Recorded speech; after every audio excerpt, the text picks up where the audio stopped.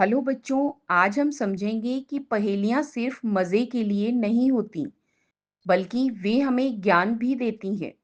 जब हम पहेलियां सुनते हैं तो हमें हंसी भी आती है और हमारा दिमाग भी चलता है। यही कारण है कि पहेलियां मनोरंजन और सीख दोनों का सुंदर मेल है। मनोरंजन का मतलब है खुशी और आनंद। जब हम दोस्तों या परिवार के साथ बैठकर पहेलियां पूछते हैं तो माहौल हंसी से भर जाता है। कोई जल्दी जवाब दे देता है, कोई थोड़ा देर से समझता है। कभी-कभी गलत जवाब भी बहुत मजेदार होते हैं। इससे हमारा समय अच्छे से बीतता है। लेकिन पहेलियां सिर्फ हंसाने के लिए नहीं, वे हमें सोचने की आदत सिखाती हैं। जैसे अगर कोई कहे, मीठा हूं पर शक्कर नहीं, पेड़ पर लगूं पर फल नहीं, तो हमें दिमाग लगाना पड़ता है। जवाब है गन्ना। देखा आपने, पहेली ने हमें खाने की चीज के बारे में सोचने पर मजबूर कर दिया। इससे हमारी जानकारी बढ़ती है।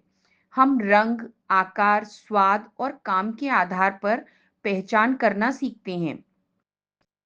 पहेलियां हमारी याददाश्त भी मजबूत करती हैं।